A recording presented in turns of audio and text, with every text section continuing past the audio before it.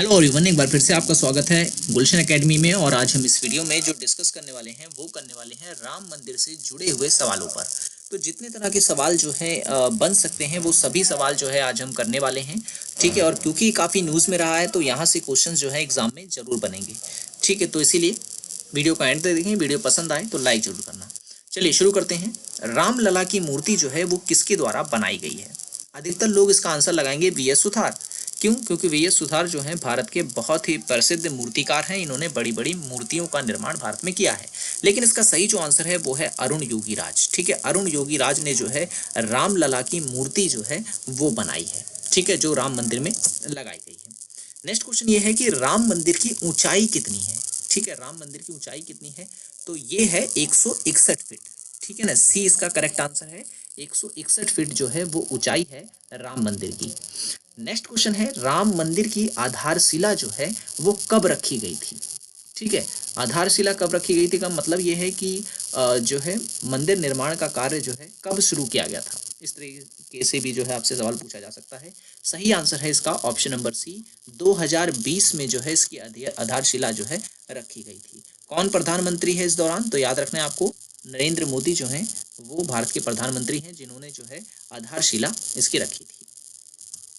अगला सवाल जो है वो ये है कि श्री राम की जन्मभूमि अयोध्या को और किस नाम से जाना जाता है? ठीक है, अब यहाँ पर ज़्यादा लोग जो हैं कंफ्यूज होंगे कि किस नाम से जाना जाता है।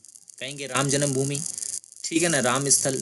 तो सही जो इसका आंसर है वो ऑप्शन नंबर बी, साकेत के नाम से भी जाना जाता है। साकेत के नाम से भी जो है अयोध्या को जाना जाता है। कमेंट करके बताइए कि क्यों।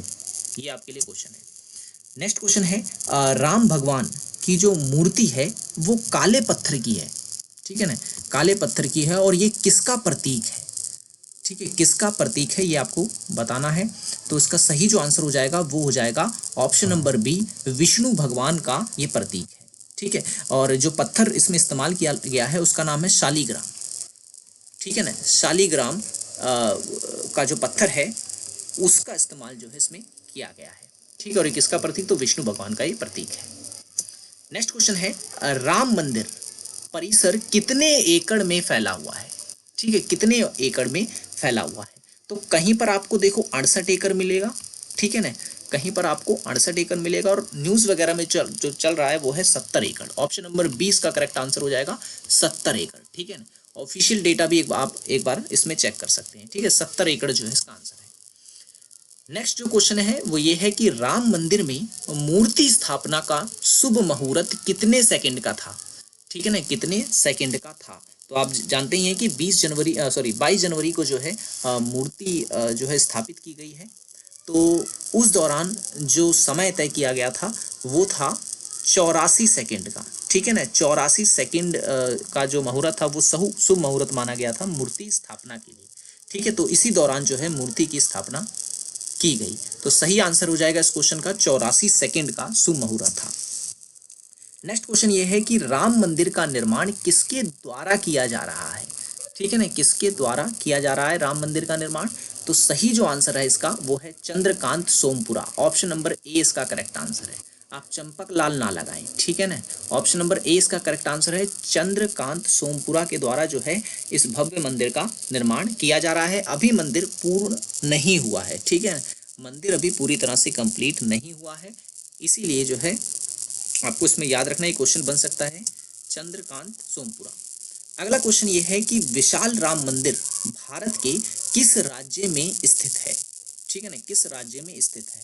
तो ये विशाल राम मंदिर जो है ये स्थित है कहाँ पर? तो याद रखना है आपको उत्तर प्रदेश में। राज्य अगर आपसे पूछे तो उत्तर प्रदेश में, और अगर आपसे पूछे जिला किस जिले में स्थित है तो वो है अयोध्या। ठीक है ना, अयोध्या जिसे क्या कहते हैं? साकेत भी कहते हैं। ठीक है ना, तो ये भी आपको याद रखना है कहाँ पर? तो अयोध्या में ये स्थित है। चलिए नेक्स्ट क्वेश्चन की ओर चलते हैं। नेक्स्ट क्वेश्चन ये है कि राम मंदिर में कितने मंडप हैं?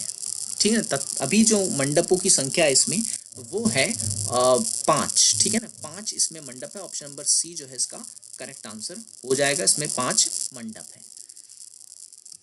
नेक्स्ट क्वेश्चन ये है कि बाबरी मस्जिद जो है वो किसके द्वारा जो है बनाई गई थी? ठीक है ना, क्योंकि सबको पता है कि बाबरी मस्जिद के स्थान पर जो है इस राम मंदिर का निर्माण किया गया है। ठीक है ना, और किस शैली में है ये मंदिर, ये भी आपसे क्वेश्चन पूछ सकता है, किस शैली में है ये मंदिर।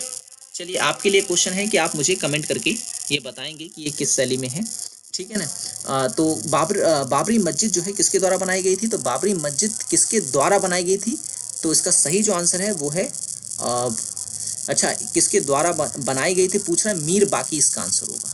ठीक है ना, मीर बाकी इसका आंसर है, तो ऑप्शन में वो नहीं है। ठीक है ना, अगर यहाँ पर होता किसके द्वारा बनवाई गई थी तो मैं बाबर टिक कर सकता था यहाँ पर, लेकिन जो है मीर बाकी इसका करेक्ट आंसर होगा।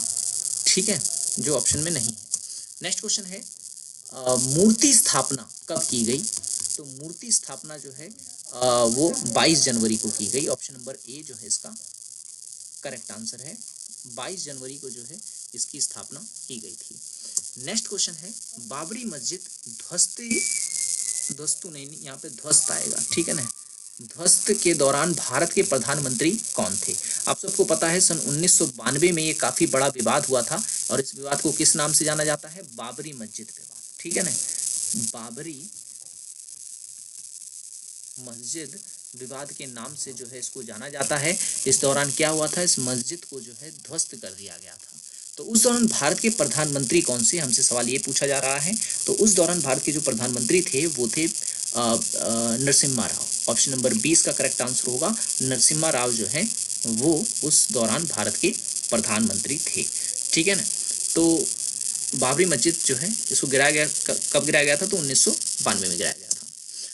नेक्स्ट क्वेश्चन है, अयोध्या जो है वो कौन सी नदी से गुजरती है, अयोध्या से कौन सी नदी गुजरती है, तो अयोध्या से कौन सी नदी गुजरती है, तो इसका सही जो आंसर हो जाएगा वो हो जाएगा सरयू।